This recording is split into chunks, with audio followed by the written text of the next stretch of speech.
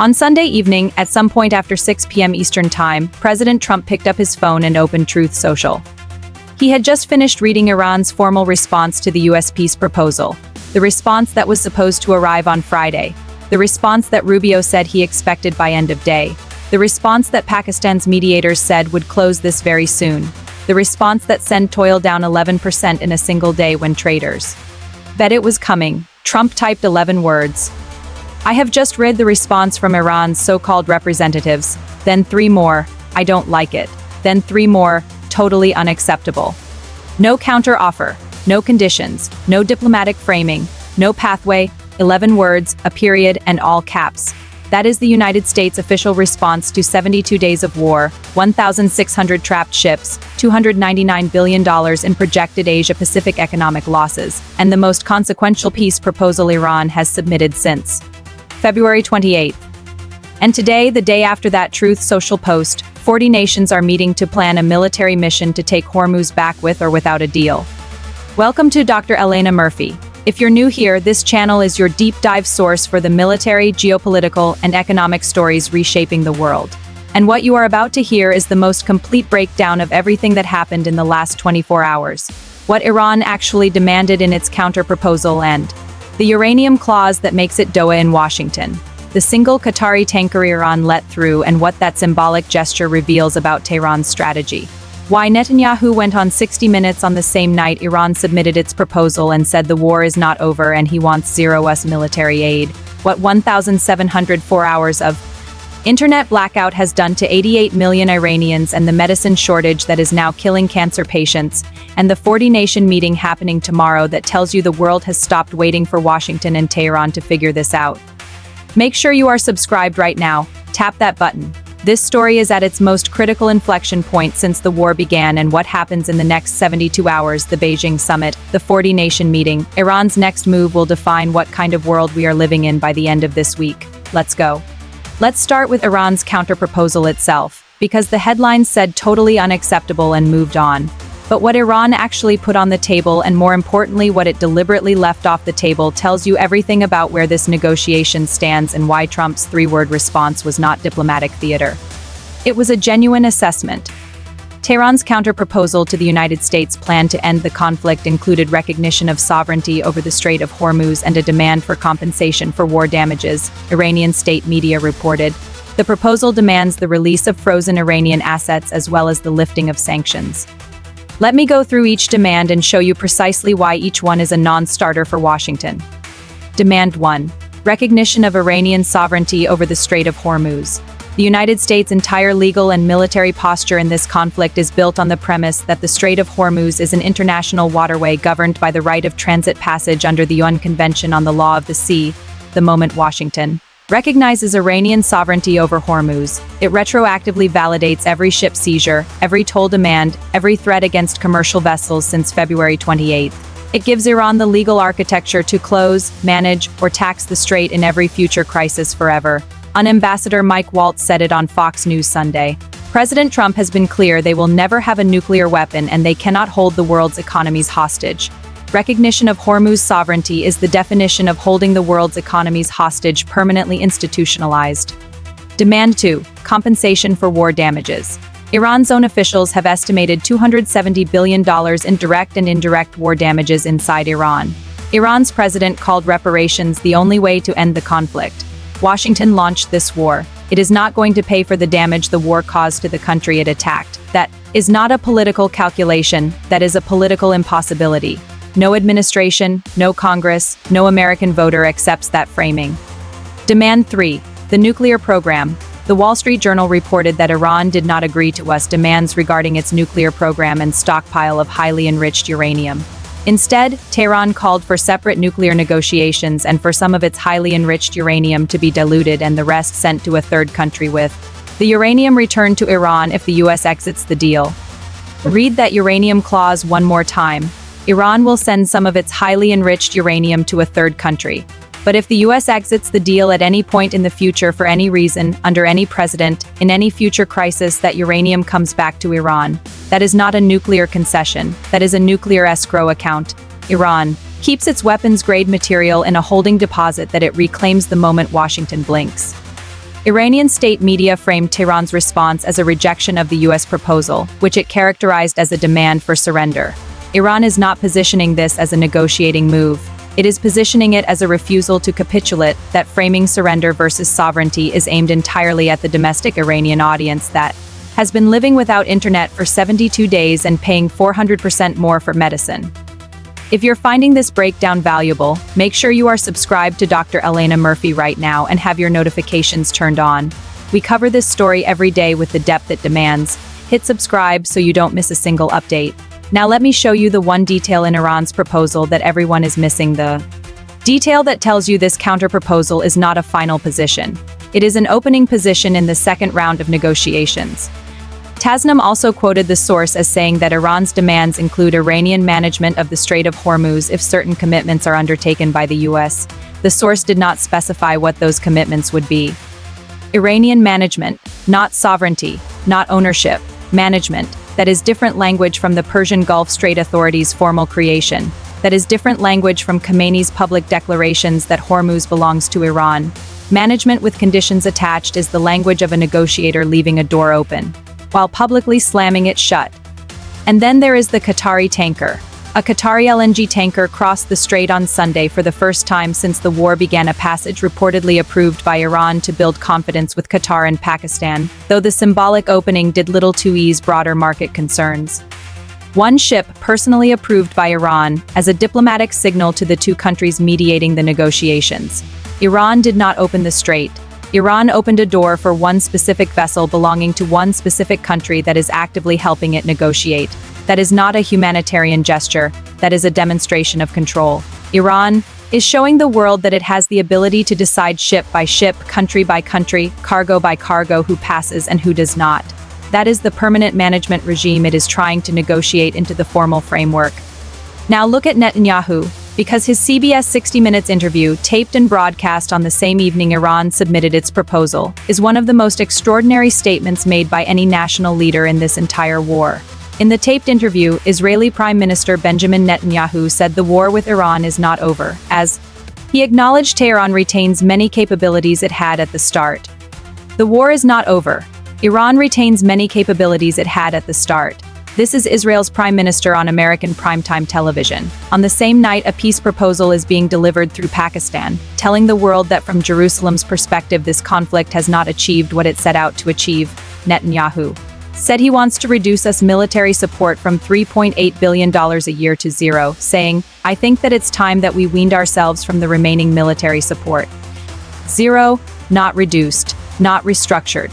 Zero, Netanyahu cutting Israel free from us military funding publicly on 60 Minutes, while simultaneously saying the war is not over and Iran still has its capabilities, is sending a message in three directions simultaneously. To Washington, we do not need you to finish this. To Tehran, our calculus is not constrained by American political timelines. And to the Israeli domestic audience, we are an independent military power making independent decisions.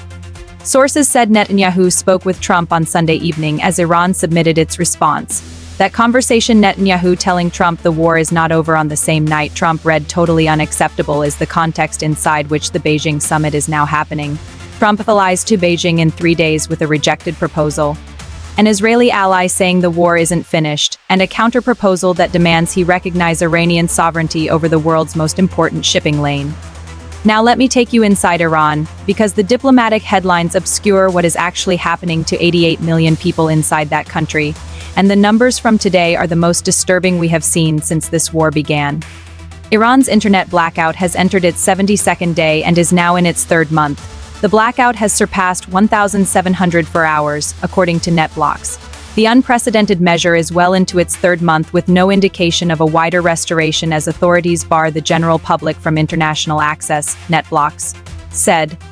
The shutdown has cost the Iranian economy an estimated $250 million a day directly, and as much as $3 billion a day when the impact of the lack of connectivity on banks and traditional companies is factored in. One Iranian economic outlet put the cumulative toll across both waves of the blackout at approximately $5.2 billion. Online sales collapsed by 80% during peak blackout periods. The Tehran Stock Exchange lost 450,000 index points in just 4 days. Between 1/6 and 1/5 of employees across digital sector companies now face layoffs, with many startups pushed to outright bankruptcy. And then there is the sentence from Iran International today that is the most human data point in 72 days of this war. Prices for some medicines in Iran have surged by as much as 400%, and pharmacies are struggling to supply critical drugs to patients. Mehdi Zamatkesh, head of the Pharmacists Association in Razavi Khorasan province, told state news agency IRNA that shortages were affecting medications for cancer, MS, dialysis, transplant, hemophilia, cardiac, respiratory, and psychiatric patients. We have faced price increases ranging from 20% to 400% for some medicines, Zamatkesh said. Cancer, dialysis, transplant, hemophilia, cardiac, respiratory, psychiatric. These are not elective medications. These are the drugs that determine whether patients live or die, and their prices have increased by up to 400% inside a country whose currency is at 1.84 million rials to the dollar, whose minimum wage is below $90 a month, and whose internet has been flatlined for 1,700 for consecutive hours. This is the population whose government is demanding war reparations and sovereignty over an international strait. And this is the population whose government has decided that the cost of keeping the internet off and the control it enables outweighs the $3 billion per day in economic damage it is causing. An MP admitted the Supreme National Security Council ordered the shutdown because many nuclei of rebellion were seeking to destabilize the country. The regime is not keeping the internet off because it does not understand the economic cost. It is keeping it off because it understands exactly what happens when 88 million people with cancer medication at 400% above normal prices get access to unfiltered information about what their government is doing in their name. Now let me take you to tomorrow's meeting. Because of everything happening today, the rejected proposal, Netanyahu's statements, the medicine shortages, Iran's drone strikes on 3 Gulf states simultaneously, nothing changes the long-term architecture of this crisis more fundamentally than what 40 nations are deciding tomorrow. In a virtual conference room co-chaired by the United Kingdom and France, the UK and France will on Tuesday host a multinational meeting of defense ministers on military plans to restore trade flows through the Strait of Hormuz. The Defense Secretary John Healey will co-chair a meeting of over 40 nations, alongside his French counterpart, Minister Catherine Vautrin, for the multinational missions. First Defense Ministers meeting, a British Defense Ministry statement said, "We are turning diplomatic agreement into practical military plans to restore confidence for shipping through the Strait of Hormuz," Healey said. Practical military plans, not diplomatic hopes, not negotiating positions, military plans, the language of a defense secretary who has stopped waiting for a deal and started building a military option that will operate regardless of whether one is reached. France has sent its nuclear-powered aircraft carrier, the Charles de Gaulle, to the region. Britain announced it is sending the destroyer HMS Dragon to the Middle East. Both deployments were described as pre-positioning ahead of any formal international protective mission. The Charles de Gaulle is already there. The HMS Dragon is en route. The 40-nation meeting tomorrow is the political authorization layer being built above a military capability that is already in motion. Iran's response to tomorrow's meeting came from Deputy Foreign Minister Qasem Gharibati. He warned that British and French warships, or those of any other country, would meet a decisive and immediate response, and that only Iran can establish security in the strait. Any other country, every defense minister logging into that call tomorrow morning is receiving a direct warning from Iran that their country's ships are potential targets the moment they enter Hormuz waters. And then there is the Macron line that changes the entire framing of what tomorrow's meeting actually is. Macron said later Sunday that France had never envisaged a naval deployment in the Strait of Hormuz, but rather a security mission that would be coordinated with Iran. Coordinated with Iran, France's president co-chairing a 40-nation defense ministers meeting tomorrow to plan a Hormuz mission is saying that mission will be coordinated with the country that just threatened to decisively and immediately respond to any vessel that enters those waters. That is not contradiction. That is the only architecture under which a mission could actually function without triggering a direct military confrontation with an armed regime that has proven it will fire on Western naval assets. The Macron line is the exit ramp. It is the diplomatic formula that allows 40 nations to say they are restoring freedom of navigation while simultaneously giving Iran a seat at the table of whatever comes next. And it is the detail that Iran's counterproposal with its demand for Iranian management of the strait if certain us commitments are undertaken is designed to fit into. Three scenarios now define the next 72 hours as Trump flies to Beijing and 40 defense ministers meet. Scenario 1. The 40-nation meeting produces an operational framework Iran cannot ignore. France's Charles de Gaulle Theatre, the UK's HMS Dragon en route, 40 nations signing on to a joint security mission with Macron's coordinated with Iran formula built in. This creates a multilateral architecture for Hormuz reopening. That does not depend on us Iran bilateral negotiations. Iran finds that the world has stopped asking its permission and started building the mechanism. The counter-proposal's Iranian management clause becomes the basis for the coordination Macron described. A deal is not signed, a new reality is constructed around Iran. Scenario 2. Trump uses the Beijing summit to get China to pressure Iran directly. Xi Jinping, whose country is importing barely a third of its pre-war Gulf oil, whose companies are being sanctioned for helping Iran hit American soldiers, and whose Belt and Road flagship partner is in economic freefall, has every incentive to tell Iran privately what Wang Yi already said publicly. Open the strait now. If Beijing backs the 40-nation missions framing at the summit rather than Iran's sovereignty demand, Tehran loses its most powerful diplomatic cover simultaneously. Scenario 3. Iran strikes again before Beijing. The Iranian army spokesman today warned of surprising options and new arenas of war. The Way said it intercepted two Iranian drones on Sunday. Qatar condemned a drone attack on a cargo ship in its waters. Kuwait activated its air defenses against hostile drones entering its airspace. Three Gulf states, one day, simultaneous drone barrages. If Iran escalates further before Trump lands in Beijing, targeting the Saudi Yanbu pipeline, striking another bypass terminal, attacking a vessel flying a flag belonging to one of the 40 nations in tomorrow's meeting, it converts a virtual defense ministers' conference into an active military coalition response. What we can say with certainty today, every word sourced and verified, is this: Trump called Iran's counter-proposal totally unacceptable. Iran demanded sovereignty over Hormuz, war reparations, and the right to reclaim its uranium if Washington exits any future deal. Netanyahu said the war is not over and wants zero-US military aid. Iran's internet blackout has lasted 1,704 hours, the longest national internet shutdown in recorded history. Iranians have spent roughly 70% of 2026 so far without meaningful internet access. Medicine prices are up 400% for cancer, dialysis, and cardiac patients. Brent crude climbed 3.17% to $104.5 after the talks collapsed. The UN Development Program says 8.8 million people face poverty and $299 billion in Asia-Pacific losses from this conflict. A Qatari tanker crossed Hormuz, one ship approved personally by Iran as a diplomatic signal. Three Gulf states activated air defenses on the same day, and tomorrow, 40 defense ministers will meet to turn diplomatic agreement into practical military plans, with France's nuclear aircraft carrier already in the region and the HMS Dragon on its way. Day 72. The longest internet blackout in human history. Cancer medicine at 400% above normal price. One symbolic tanker allowed through while 1,600 ships remain trapped. Trump flying to Beijing with a rejected proposal. Netanyahu saying the war is not over. Iran warning that any foreign vessel in the strait will face a decisive and immediate response, and 40 nations deciding tomorrow that they are done waiting. Iran sent its answer. Washington said totally unacceptable. The world decided it had its own answer, and it involves a nuclear aircraft carrier, a destroyer, 40 defense ministers, and the quiet French formula of coordinating with Iran while building the military architecture to make Iranian permission irrelevant. Subscribe to Dr.elena.murphy right now. The Beijing summit begins in days. The 40-nation meeting is tomorrow. Iran's next move after today's rejection could come at any hour. Hit the notification bell. This story is not waiting.